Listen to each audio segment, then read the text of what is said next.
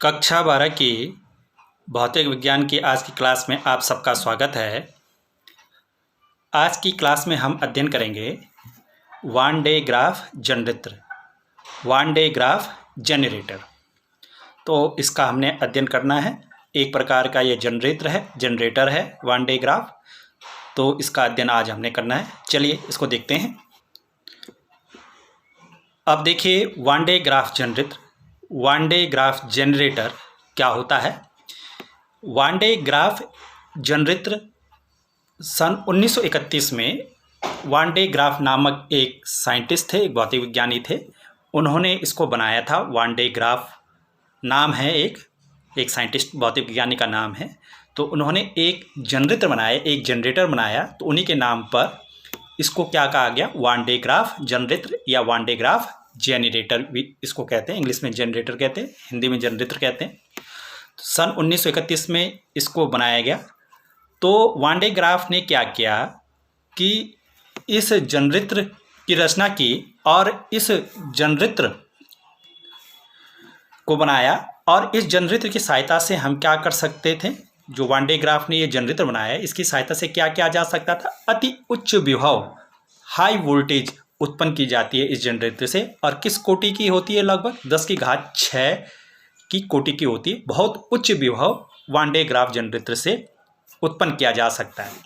तो क्या किया वन डे ग्राफ ने, सन 1931 में एक ऐसा जनरेटर का निर्माण किया जिसकी सहायता से हम अति उच्च विभव 10⁶ कोटि का जो विभव होता है या विभवांतर हम उत्पन्न कर सकते हैं। एक इस प्रकार का जनरेटर इन्होंने बनाया। और जो ये उच्च विभव है या जो ये वन डे ग्राफ जनरेटर है, इसकी सहायता से हम क्या कर सकते हैं, इसका उपयोग कहाँ किया जाता है, जो आवेशित कण हैं जैसे इलेक्ट्रॉन है, प्रोटॉन है, आयन है, उनको त्वरित करने में इसका उपयोग किया जाता है। उनकी ऊर्जा जो है, उनका वेग जो है, उसकी वृद्धि करने के लिए इसका उपयोग किया जाता है। तो क्या है इसका इंट्रोडक्शन, क्या है वन डे ग्राफ जनरेटर का। 5 नंबर का एक क्वेश्चन आपकी बोर्ड परीक्षा में आता है कि वन डे ग्राफ जनरेटर का से आप क्या समझते हैं। इसका सिद्धांत लिखिए तथा इसकी कार्यविधि का वर्णन कीजिए, सचित्र कार्यविधि का वर्णन कीजिए। 5 नंबर का सवाल आता है। तो आपने इसको बिल्कुल तैयार करना है, समझना है। तो सबसे पहले आप इसी तरह से लिखेंगे, उसका इंट्रोडक्शन लिख देंगे, वन डे ग्राफ जनरेटर क्या होता है। तो वन डे ग्राफ जनरेटर क्या है, सन 1931 में वन डे ग्राफ नामक एक साइंटिस्ट थे। उन्होंने एक जनरेटर की निर्माण किया जिसकी सहायता से हम अति उच्च विभव 10⁶ कोटि का उत्पन्न कर सकते हैं, जिसकी सहायता से। और जो ये उच्च विभव है या जो ये जनरेटर है, इसका उपयोग कहाँ किया जाता है, जो आवेशित कण हैं, इलेक्ट्रॉन है, प्रोटॉन है, आयन्स हैं, इनको त्वरित करने में किया जाता है, इनकी ऊर्जाओं को बढ़ाने में किया जाता है या इनके वेग को बढ़ाने में इसका उपयोग किया जाता है। सिद्धांत क्या है, तो जो ये जनरेटर है या जनरेटर है, ये इसके सिद्धांत के 3 पॉइंट्स हैं। 3 पॉइंट्स इन 3 सिद्धांत पर एक कार्य करता है। नंबर 1 आप जानते हैं, पहला वाला आप देखें कि किसी गोले को आवेश देने पर यह उसकी सतह पर एक समान रूप से वितरित हो जाता है। कौन सी सतह पर, बाहरी सतह पर। यहाँ पर बाहरी सतह भी आप लिख दें, यहाँ पर हमने लिखा नहीं है, आप यहाँ पर लिख सकते हैं इसको। कहाँ होता है, उसकी बाहरी सतह पर। यहाँ पर बाहरी सतह भी आप लिख सकते हैं। कोई गोला है, ठीक है।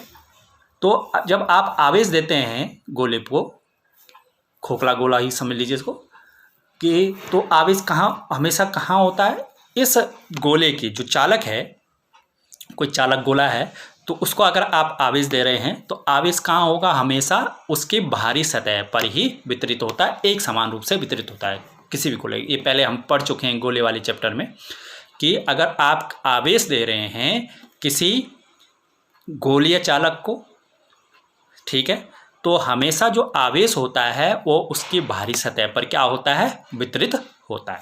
तो ये पहला इसका सिद्धांत है, ठीक है ना, कि किसी गोले को आवेश देने पर वह आवेश कहाँ होगा, उसकी बाहरी सतह पर एक समान रूप से वितरित हो जाता है, ठीक है। दूसरा है कि यदि खोखले गोले के अंदर कोई आवेशित वस्तु रखी है तो यह खोखले गोले से जुड़ी है। खोखला गोला है कोई, उसके अंदर कोई आवेशित वस्तु रखी हुई है और वो आवेशित वस्तु किससे जुड़ी हुई है, उस खोखले गोले से जुड़ी हुई है। तो आवेशित वस्तु का आवेश बाह्य खोखले गोले के बाहरी पृष्ठ पर वितरित हो जाता है एक समान रूप से। क्या समझे? ये खोखला गोला है, मान लीजिए इसके अंदर कोई आवेशित वस्तु आपने रखी, यहाँ पर कोई आवेशित वस्तु रखी, इस पर आवेश, मान लीजिए धनावेश है, इस पर कैसा आवेश है? इस पर धनावेश। और ये वस्तु किसी भार, जो ये गोले से जुड़ी हुई है, किसी तार से जुड़ी हुई है मान लीजिए, ठीक है ना। तो अब ये जो आवेश है, इस पर जो ये धनावेश है, इस वस्तु पर, जो गोले के अंदर ये वस्तु है, धनावेशित वस्तु है, कोई भी आवेश है, ऋणावेश भी हो सकता है, धनावेश भी हो सकता है। मान लीजिए धनावेश है, कोई आवेशित वस्तु अंदर है गोले, खोखले गोले के अंदर, तो ये आवेश कहाँ होगा? इस तार के द्वारा इस गोले पर आ जाएगा, इसकी बाहरी सतह पर इस तरह से एक समान रूप से वितरित हो जाएगा। ठीक है, दोनों बात समझ में आ गई होंगी कि अगर पहला वाला क्या है, पहला जो सिद्धांत है कि खोखला गोला है, अगर आप उसको आवेशित करेंगे तो वो आवेश कहाँ आ जाएगा? उसके बाहरी पृष्ठ पर वितरित होगा। दूसरा क्या है कि अगर कोई खोखला गोला है और उस खोखले गोले के अंदर कोई आवेशित वस्तु है, कोई भी कैसी भी है, कोई भी कैसी भी आकार की आवेशित वस्तु है, और वो वस्तु किससे जुड़ी हुई है? जो उस खोखले गोले से जुड़ी हुई है, जिसके अंदर वो रखी गई है, तो ये आवेश जो है उस पर वो कहाँ आ जाएगा? उस खोखले गोले पर आ जाएगा। ठीक है ना, यहाँ पर हमने खोखले गोले का ही वन डे ग्राफ में प्रयोग करना है। ठीक है, 2 पॉइंट आपके समझ में आ गए होंगे। अब ये तीसरा पॉइंट है, ये सबसे इम्पॉर्टेंट पॉइंट है कि किसी आवेशित चालक से वायु में विद्युत विसर्जन, किसी आवेशित चालक से वायु में विद्युत विसर्जन उसके नुकीले सिरों से प्राथमिकता से कोरोना विसर्जन द्वारा होता है। कोरोना विसर्जन द्वारा होता है, ठीक है ना। कहाँ से होता है? नुकीले सिरों से। अगर कोई आवेशित चालक है और उसके नुकीले सिरे हैं, ठीक है, कोई आवेशित चालक है, उसके नुकीले सिरे हैं, तो उस नुकीले सिरों से क्या होता है? विद्युत विसर्जन होता है। विद्युत विसर्जन है, आवेश का विसर्जन होता है, आवेश बाहर जाता है उस चालक से वायु में। ठीक है, किसके द्वारा? कोरोना विसर्जन द्वारा। अभी बताएंगे कोरोना विसर्जन क्या होता है। बात समझ में आ गई। अगर कोई आवेशित चालक है और उसके नुकीले सिरे हैं, ठीक है ना, कोई कुछ उसका नुकीला सिरा है, किसी चालक का, कोई चालक है उसका कोई नुकीला सिरा है, तो जो उस चालक पर आवेश है, वहाँ उस चालक का जो आवेश है उस नुकीले सिरे से कहाँ जाएगा? वायु में विद्युत विसर्जित होगा। यानी वहाँ से उस चालक के नुकीले सिरों से जाता है वायु में कौन? आवेश। किसके द्वारा? कोरोना विसर्जन द्वारा। अब समझिए, यहाँ पर अभी तक हम एक गोला मान रहे थे, गोले पर आवेश होता है, वो एक समान रूप से वितरित होता है, ये पहला वाला जो हमने सिद्धांत देखा। किंतु अगर इस गोले का आकार इस तरह से हो जाए, अभी नुकीला ना होकर इस तरह से हो, पूरा गोले ना होकर इस तरह से हो जाए, एक सिरा इसका नुकीला हो गया है, देखो ये वाला सिरा यहाँ पर ये नुकीला हो गया, ये नुकीला सिरा हो गया यहाँ पर। तो अब आवेश कैसा होगा इस पर? देखो इस तरह से आवेश, जो इसका गोलीय क्षेत्र है, जहाँ जहाँ गोलियाँ है वहाँ पर तो यह आवेश लगभग एक समान रूप से वितरित होगा। किंतु जो नुकीला सिरा है उसके पास जो आवेश है ये नज़दीक नज़दीक आ जाएगा, नज़दीक एकदम पास पास आ जाएगा आवेश, इस तरह से नज़दीक हो जाएगा। बात समझ में आ रही? क्या कहा हमने कि अगर आपके पास कोई गोला है तो गोले के पर अगर आवेशित किया आपने गोले को, तो आवेश कहाँ आ जाता है? उसके बाहरी पृष्ठ पर क्या आ जाता है? एक समान रूप से वितरित हो जाता है, इस तरह से।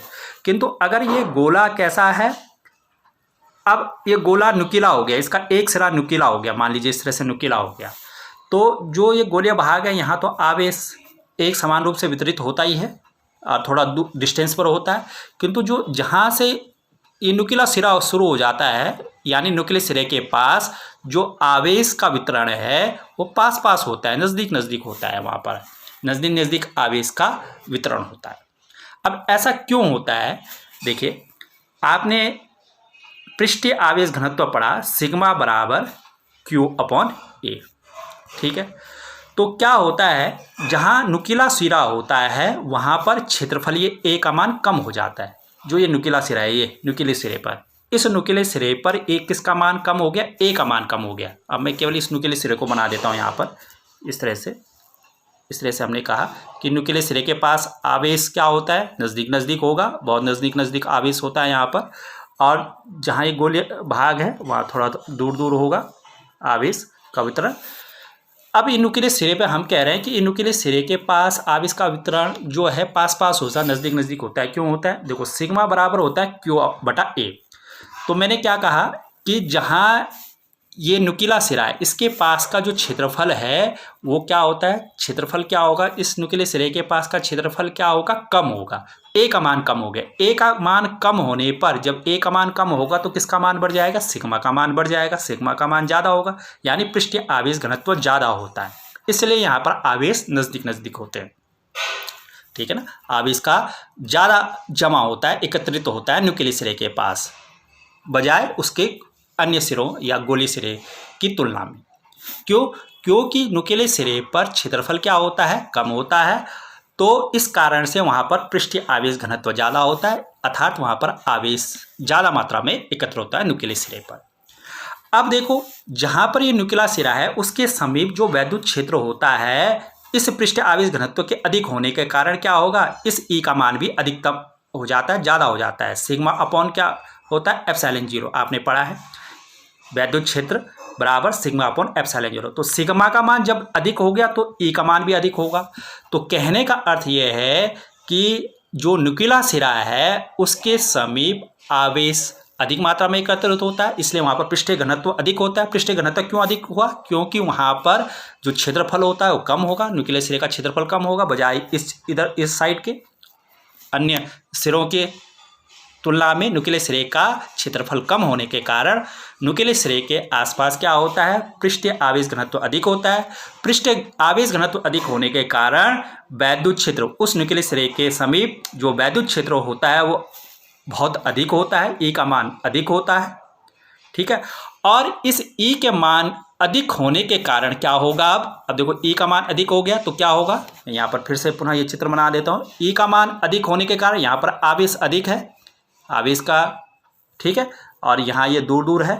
तो होता क्या है कि आवेश इसके नज़दीक की जो वायु होगी, यहाँ पर जो वायु होगी इसके नज़दीक की, इस नुकीले सिरे के नज़दीक की जो वायु है, यहाँ जो आयन है वो अब क्या होते हैं, उनका परावैद्युत भंजन हो जाता है, यानी वो वायु क्या होती है, आयनों में टूट जाती है, उसको कहते हैं परावैद्युत भंजन होना। ठीक है, क्या हुआ, नुकीले सिरे के पास पृष्ठीय आवेश घनत्व अधिक है, पृष्ठीय आवेश घनत्व अधिक होने के कारण, पृष्ठीय आवेश घनत्व अधिक है तो उसके कारण क्या अधिक हो गया, ई अधिक हो जाएगा, ई मैक्सिमम हो जाएगा, अधिकतम हो जाएगा, बहुत ज़्यादा हो जाता है नुकीले सिरे के पास। नुकीले सिरे के पास वैद्युत क्षेत्र अधिक होने के कारण विभवांतर भी अधिक हो जाएगा वहाँ पर, और वहाँ पर उच्च विभव आपको प्राप्त होगा, और उसके कारण उसके समीप की जो वायु है, उस नुकीले सिरे के समीप की वायु वो आयनित हो जाती है, टूट जाती है वहाँ पर, यानी परावैद्युत भंजन हो जाता है, परावैद्युत पदार्थ का क्या हो जाता है, भंजन हो जाता है।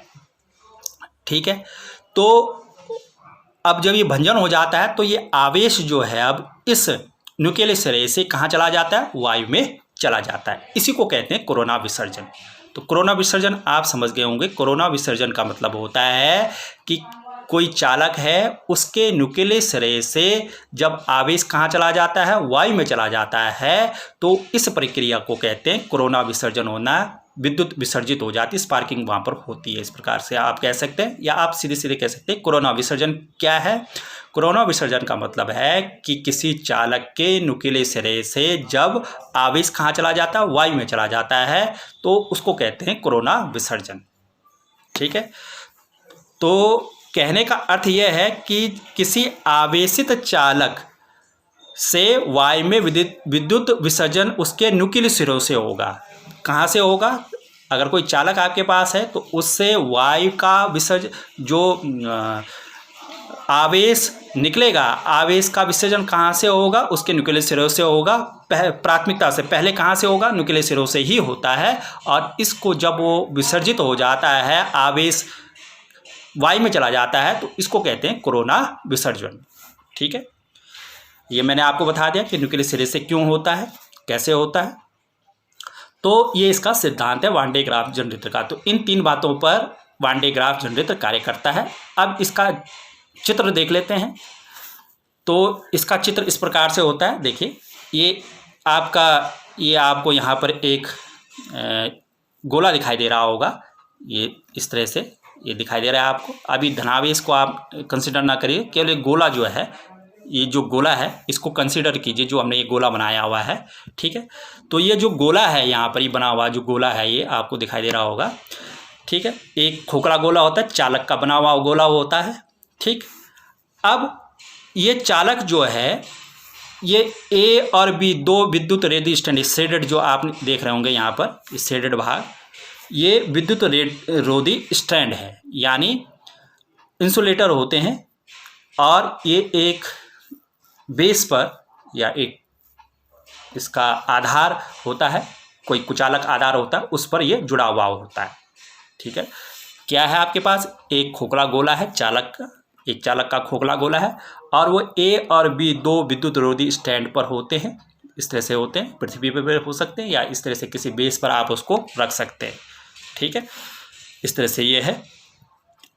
अब आपने क्या करना है, इसके भीतर जो ये विद्युत रोधी स्टैंड और ये गोले का जो ये फ्रेम बना आपका, इसके अंदर एक ये धातु का कंगा, ये C1 आप देख रहे होंगे यहाँ पर, इस C1 लिखा हमने, इस तरह से ये धातु का कंगा इस तरह से हमने बनाया है, कंगी की तरह जो है ये कंगा होता है। किसका बना होता है, धातु का बना हुआ होता है ये। ठीक है, ये धातु का बना हुआ है ये कंगा, जो ये कंगा है C1 आप देख रहे हैं यहाँ पर नीले रंग का। ठीक है, कंगी की तरह होता है और धातु का बना होता है, नुकीले सिरे इसके होते हैं। यहाँ से कोरोना विसर्जन द्वारा आवेश निकलेगा, जैसे अभी आपको सिद्धांत में हमने बताया।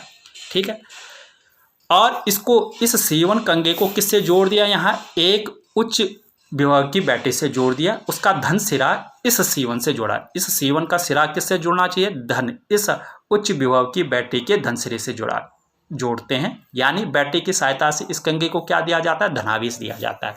ठीक, और जो इसका इस बैटरी का जो ये दूसरा सिरा है ऋण सिरा, उसको पृथ्वी से जोड़ देते हैं, यानी पृथ्वी के सापेक्ष इस C1 को कैसे रखते हैं आप, धनावेशित रखते हैं, धनावेश देते हैं इसको। ठीक, इसी तरह से ये दूसरा कंगा है एक, आप ऊपर भी देख रहे होंगे यहाँ पे, ये दूसरा कंगा है C2। ठीक है, ठीक, जैसे C1 है वैसे ये C2 भी धातु का कंगा ही होता है, और ये एक तार है, ये जो आप ये देख रहे होंगे इसमें, इसको ये खोखले गोले से जोड़ देते हैं, किसी तार द्वारा कनेक्शन इसका बना देते हैं, C2 को इस खोखले गोले से जोड़ देते हैं। ठीक है, इतनी बात समझ में आ गई होगी। क्या है, एक खोखला गोला है किसी चालक का, उसको ए और बी दो विद्युत रोधी स्टैंड पर रखते हैं। ठीक है, अब इस फ्रेम के अंदर जो ये फ्रेम आपका बना है, इसके अंदर एक कंगा होता है C1, धातु का बना हुआ होता है, उसको एक उच्च विभव हाई टेंशन बैटरी से आप जोड़ देते हैं, उसका धनात्मक सिरा जोड़ देते हैं C1 से, और उस बैटरी का दूसरा सिरा किससे जोड़ देते हैं, पृथ्वी से जोड़ देते हैं। ठीक है,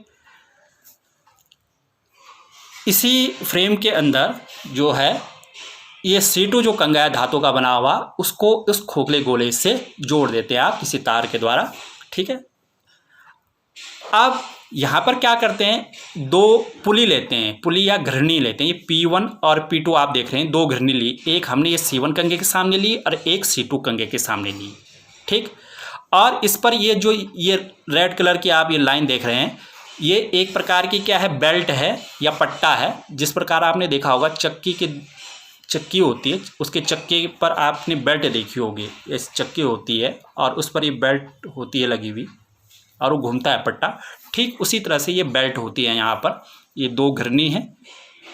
ठीक है, ये पुली इंग्लिश में कहते हैं, और इस पर ये क्या है, ये पट्टा लगा हुआ है इस तरह से, ये पट्टा जो इस घिरनी पर क्या होता है, घूमता है क्लॉकवाइज डायरेक्शन में, हमने दिखा रखी है तीर के निशान से, इस तरह से घूम रहा है पट्टा, इस तरह से ये तीर के निशान फिर इधर को घूम रहा है, फिर इधर को घूम रहा है और फिर ये इधर को घूम रहा है। इस तरह से जिस तरह से घड़ी घूमती है उस तरह से ये पट्टा घूम रहा है। ठीक है, यहाँ से या P1 से पट्टा ऊपर को जाएगा और P2 से फिर ये नीचे को आएगा, इस तरह से लगातार ये पट्टा घूम रहा है। ठीक है, तो ये पट्टा है, इस पर P1 और P2 पुली पर या घिरनी पर एक पट्टा बंधा हुआ है जो कि क्लॉकवाइज डायरेक्शन में घूमता है। और जो ये पूरा सिस्टम है जो अभी आपने देखा, उसको आप ये भार जो है ये एक उच्च दाब के टैंक के अंदर इसको बना देते हैं, उसके बाहर एक आवरण बना देते हैं जिससे कि वायु का क्षरण न हो। ठीक है ना। उसके बाहर ये उच्च वायु दाब पर यहाँ क्या भर देते हैं, सारी वायु भर देते हैं। यहाँ क्या भर देते हैं, वायु। उच्च दाब पर यहाँ वायु दाब पर यहाँ वायु भर दी जाती है और उसके बाहर ये टैंक रख दिया जाता है, इस तरह का ये टैंक, कि जिससे कि वायु का क्षरण ना हो। ठीक है। अब क्या करते हैं यहाँ पर, जैसे ही आप इस बैटरी का स्विच ऑन करेंगे तो यहाँ से धनावेश कहाँ चला जाता है, इस C1 कंगे पर चला जाता है। कहाँ चला जाता है, इस C1 कंगे पर चला जाता है। और इस C1 कंगे से जो ये धनावेश गया है यहाँ पर धनावेश आ गया, ये धनावेश यहाँ कंगे पर चला गया। अब ये जो धनावेश है यहाँ पर कोरोना विसर्जन द्वारा इस पट्टे पर चला जाता है। अभी हमने बताया है कि धातु के नुकीले सिरे से जो आवेश है वो कहाँ जाएगा, आपका वायु में जाएगा। कोरोना विसर्जन द्वारा विद्युत विसर्जित होगा। तो यहाँ पर क्या होता है, यहाँ तो वायु भरी हुई सारी, यहाँ सारी वायु भरी हुई। अब आपने क्या किया कि जैसे ही इस बैटरी को ऑन किया तो यहाँ से धनावेश इस कंगे पे आया और कोरोना विसर्जन द्वारा कहाँ चला गया, इस पट्टे पे चला गया, इस पट्टे पे आ गया। ठीक। अब ये पट्टा घूम रहा है तो धीरे धीरे ये धनावेश ऊपर को जाएगा, इस तरह से धनावेश ऊपर को जाएगा। ठीक है। ये पट्टा घूम रहा है क्लॉकवाइज डायरेक्शन, ऊपर को ओर जा रहा है, ये इधर से ऊपर को जा रहा है। ये तीर का निशान आप देख रहे होंगे यहाँ पर। तो ये धनावेश धीरे धीरे ऊपर की ओर जाएगा। जैसे ही धनावेश कहाँ पर पहुँचेगा, इस C2 पर पहुँचेगा ये धनावेश, तो क्या होगा, यहाँ से इस ऊपर P2 के समीप पहुँचेगा ये धनावेश। कहाँ पर पहुँचेगा, P2 के पास पहुँचेगा। तो ये धनावेश कहाँ से कहाँ चला जाएगा, इस C2 कंगे पर चला जाएगा। एक बार फिर से समझ लीजिए, बैटरी को ऑन किया आपने, HT बैटरी को ऑन किया तो धनावेश कहाँ से कहाँ चला गया, इस C1 कंगे पर चला गया। ठीक। अब ये C1 कंगे से धनावेश कहाँ चला गया, इस पट्टे पर चला गया। किसके द्वारा, कोरोना विसर्जन द्वारा। ये पट्टा या जो ये बेल्ट है ये P1 P2 पर घूम रही है क्लॉकवाइज डायरेक्शन में। तो अब क्या होगा, ये धनावेश कहाँ पर पहुँच जाएगा, यहाँ पर पहुँच जाएगा, P2 के समीप पहुँच जाएगा पट्टे पर। और यहाँ से ये धनावेश कहाँ चला जाएगा, C2 पर चला जाएगा, कंगे C2 पर चला जाएगा।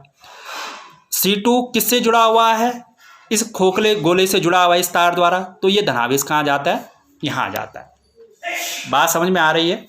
धनावेश इस उच्च विभव वाली बैटरी से C1 पर गया, C1 से फिर ये पट्टे पर गया, पट्टा घूम रहा है तो ये P2 जो पट्टा है, P2 जो पुली है उसके समीप ये धनावेश आ गया। यहाँ पर धनावेश से फिर आवेश कहाँ चला जाता है, C2 पर चला जाता है और तार के द्वारा ये इस भार गोले पर आ जाता है।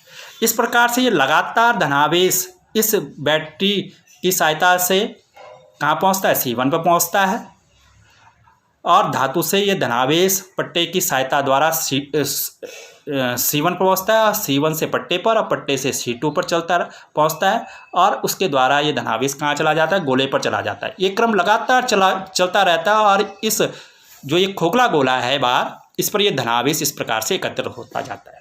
बात समझ में आई। धनावेश बैटरी को ऑन किया तो धनावेश धन सिरे से जुड़ा है। ये किसके धन सिरे से जुड़ा हुआ है, बैटरी के धन सिरे से जुड़ा हुआ है ये धातु का कंगा C1। तो यहाँ से ये धनावेश कहाँ चला जाता है, पट्टे पे चला जाता है। फिर ये पट्टे से P2 के समीप चला जाता है, P2 से फिर ये C2 कंगे पर आ जाता है, C2 कंगे पर। और C2 क्योंकि गोले से जुड़ा हुआ, खोखले गोले से जुड़ा हुआ है, तो ये आवेश जो धनावेश है ये इसकी बाहरी सतह पर आ जाता है। ये क्रम लगातार चलता रहता है। जब तक आपकी बैटरी ऑन है तब तक ये धनावेश कहाँ एकत्र होता रहता है, बाहर एकत्र होता रहता है इस गोले पर। ये आप देख रहे होंगे धनावेश हमने ये बना रखे हैं इस पर। तो इस प्रकार से ये धनावेश एकत्र होता रहता है लगातार। ठीक। और इस प्रकार से जब लगातार ये धनावेश यहाँ एकत्र होता रहेगा तो यहाँ पर एक वैद्युत क्षेत्र, एक बहुत उच्च विभव का वैद्युत क्षेत्र उत्पन्न हो जाता है। ठीक है। तो उसके कारण बहुत अधिक वहाँ पर विभवांतर उत्पन्न हो जाता है। उच्च वैद्युत क्षेत्र होने के कारण जो वायु होगी यहाँ पर, जो वायु होगी, उच्च वैद्युत क्षेत्र होने के कारण जो वायु होगी, ठीक है, जो वायु यहाँ भरी हुई है, वो क्या होता है, उसका परावैद्युत भंजन होता है, परावैद्युत भंजन होगा और वो वायु क्या हो जाती, आयनित हो जाती है, टूट जाती है और उसका वेग क्या हो जाता है, बढ़ जाता है और जो आवेश वायु में क्या हो जाता है, विसर्जित हो जाता है। ठीक है। कहने का अर्थ ये है कि इसके द्वारा जो ये वांडे ग्राफ जनरेटर है, इस वांडे ग्राफ जनरेटर की सहायता से आप उच्च विभव प्राप्त कर रहे हैं।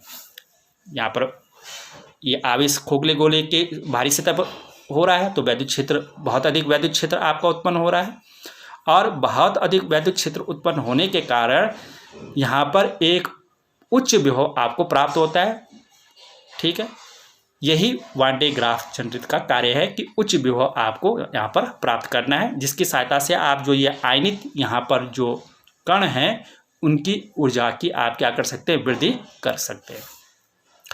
तो अब देख लीजिए, ये कार्यविधि है, यही हमने यहाँ पर लिखा है, आप इसको स्क्रीनशॉट कर सकते हैं। डायग्राम का, चित्र का, सबका आप स्क्रीनशॉट लेकर उनको देख सकते हैं। यही चीज़ हमने यहाँ पर लिखी है। अब कितना विभव यहाँ पर उत्पन्न होता है उसको हम देखते हैं। जब परावैद्युत भंजन होता है, मैंने कहा ना कि जब लास्ट में आप वाई जो उच्च विभव जब हो जाता है तो उस समय परावैद्युत भंजन होगा। तो परावैद्युत भंजन जब होता है तो वैद्युत क्षेत्र की तीव्रता कितनी होगी, ई मैक्सिमम। ई मैक्सिमम उस समय उत्पन्न हो जाता है। तो ई मैक्सिमम कितना होगा, ई बराबर कितना होता है, 1/4πε0 Q/R, और ये होता है 3 × 10⁶ वोल्ट पर मीटर। 3 × 10⁶ वोल्ट पर मीटर या न्यूटन पर कूलाम, इतना वैद्युत क्षेत्र उत्पन्न होता है। ठीक है, जो खोखले गोले पर उत्पन्न हुआ है, खोखले गोला जो आप देख रहे थे, उसके भारी सतह पर इतना वैद्युत क्षेत्र उत्पन्न होता है। ये अधिकतम वैद्युत क्षेत्र होता है, इतना वैद्युत क्षेत्र उत्पन्न होता है। अब जो आपने ये गोला लिया है, जो ये खोखला गोला लिया है, ये लगभग इसका जो व्यास होता है इस गोले का 3 मीटर या इससे ऊपर का आप लेते हैं, 3 मीटर या 3 मीटर से ऊपर। ठीक है, तो ये लगभग हमने 3 मीटर लिया है। गोले की त्रिज्या यहाँ पर 3 मीटर ली खोखले गोले की। अगर 3 मीटर त्रिज्या है, 3 मीटर त्रिज्या, अगर हमने 3 मीटर उसकी क्या ली है, त्रिज्या ली है। खोखले गोले की त्रिज्या कितनी ली है, अगर 3 मीटर ली है। ठीक है, तो विभवांतर कितना, अब देखो इसका मान रखेंगे, यहाँ से विभवांतर निकालेंगे तो विभवांतर बराबर क्या होता है, V बराबर 1/4πε0 Q/R। कोई गोला है, उस पर कितना विभवांतर विभव होगा, Q/R। R क्या है, उस गोले की त्रिज्या। ठीक, तो यहाँ से मैंने ये फिर सूत्र लिख दिया, V बराबर 1/4πε0 Q/R। अब यहाँ पर क्या करते हैं, क्योंकि हमने ई का फैक्टर लाना है यहाँ पर, तो यहाँ पर मैंने 1 R का गुणा कर दिया, यहाँ पर नीचे R का गुणा कर दिया, तो ऊपर भी 1 R का गुणा कर देंगे।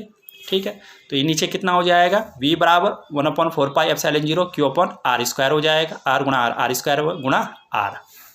ठीक, तो यहाँ से देखो ये 1/4πε0 Q/R² क्या है, जो ये वाला भाग है इसके अंदर, ये वाला 1/4πε0 Q/R² क्या है, आप यहाँ पर देख सकते हैं, ये हमने निकाला है यहाँ पर। ये 1/4πε0 Q/R क्या है, ई मैक्सिमम है। क्या है, ई मैक्सिमम। और कितना मान है ई मैक्सिमम, 3 × 10⁶ वोल्ट पर मीटर। इस मान को यहाँ पर रख देंगे, तो ये मैंने रख दिया यहाँ पर, ये ई मैक्सिमम लिख दिया इसकी जगह, 1/4πε0 Q/R × R। और ई मैक्सिमम का मान कितना है, 3 × 10⁶ और गुणा R का मान 3 है। ठीक है, तो कितना हो जाएगा, 3 × 3 = 9। V बराबर हो जाएगा 3 × 3 = 9, 9 × 10⁶ वोल्ट हो जाएगा। ये विभवांतर हो गया। तो इतना, ये देखो आप, बहुत उच्च विभव है जो वांडे ग्राफ जनरेटर से विभव उत्पन्न हो रहा है। वो लगभग कितना है, 9 × 10⁶ वोल्ट, 10⁶ कोटि का है, और बहुत उच्च विभव है। इतना विभवांतर उत्पन्न हो जाता है, जिससे हम इलेक्ट्रॉन, प्रोटॉन या आयन जो कण है, आवेशित कण हैं, उनकी ऊर्जाओं में बहुत अधिक वृद्धि कर सकते हैं। उपयोग क्या है इसका, उपयोग यह है कि उच्च ऊर्जा वाले आवेशित कणों का उपयोग नाभिकीय क्रियाओं में इनका किया जाता है। ठीक है, द्रव्य की संरचना के परीक्षण में इसका, जो द्रव्य, ठोस, द्रव, गैस जो है, उनकी संरचना किस प्रकार की है उसके परीक्षण में इसका उपयोग किया जाता है। चिकित्सा के क्षेत्र में इसका उपयोग किया जाता है वांडे ग्राफ जनरेटर का। तो ये बहुत ही इम्पोर्टेंट टॉपिक है वांडे ग्राफ जनरेटर। परीक्षा में पूछा जाता है कि वांडे ग्राफ जनरेटर का सिद्धांत एवं कार्यविधि का सचित्र वर्णन कीजिए। तो आपने पूरा लिखना है शुरू से लास्ट तक। ये आप इस तरह से स्क्रीनशॉट ले सकते हैं। ये वांडे ग्राफ जनरेटर का ये पहला इंट्रोडक्शन हो गया, सिद्धांत हो गया, इसका आप स्क्रीनशॉट ले सकते हैं। इसी प्रकार से ये इसका डायग्राम हो गया, इसका भी आप स्क्रीनशॉट ले सकते हैं। इस प्रकार से चित्र बना देंगे आप उसके बाद, और लास्ट में इस प्रकार से कार्यविधि लिख देंगे, और लास्ट तक इस तरह से जो भी पूछा जाता है आपसे, इस प्रकार से आप लिख देंगे।